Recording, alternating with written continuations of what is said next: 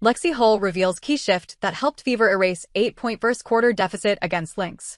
Indiana did the unexpected, and no, we're not just talking about a win.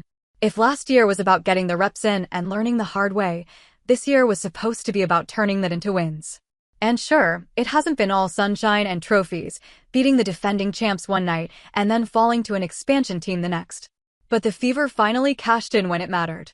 After missing the Commissioner's Cup Finals last year, Indy punched their ticket this time. They didn't just sneak past, they flipped an early disaster into a statement win. Coming into this one, the vibes weren't exactly elite. Indiana had dropped 3 of its last 5 games, and in each of those losses, they had double-digit leads at one point. Even in the Dallas win, they nearly gave it all away. Meanwhile, the Minnesota Lynx are 5th in the league in fourth-quarter scoring, averaging 20.6 points. So fans were bracing for another late collapse. But, interestingly, it was a whole different story this time. That holding breath moment? It came in the first quarter itself. Minnesota came out strong, leading 13-9 midway through the first, stretching it to 18-9, and finishing the quarter ahead 20-12. Things didn't get better early in the second either. With just under 8 minutes left before halftime, Indy was down 27-14. But then, something clicked. 11 straight Fever points closed the gap to 27-25, and suddenly, the Lynx just stopped scoring. Indiana shut them out for the final 8:13 of the quarter and rattled off an 18-0 run to close the half with a 32-27 lead. So, what actually happened in that 8-minute burst? Lexie Hull explained postgame. When asked, what changed, she said, people were just flying around.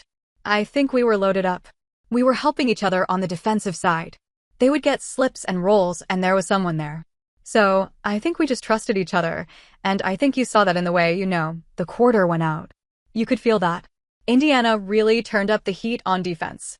Their physicality totally messed with Minnesota's usually smooth-sailing offense, forcing some messy passes and making life tough for their shooters on almost every attempt. That's exactly where the Lynx had the Fever struggling back in the first quarter. So the tables turned, big time.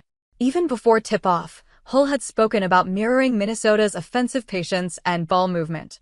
The Fever hit on exactly that. A mini-surge, McDonald layup, Cunningham 3, then a drawn charge by Cunningham followed by another 3, turned things upside down. Indiana's run extended to 20-0 and then 22-2 going into the third. From there, they held it down. 5 Fever players scored in double digits. Indy made smart decisions, and they wrapped it up with a solid 74-59 win. But while Indy fans were riding high postgame, the game came with a bit of an injury scare too, just not for them.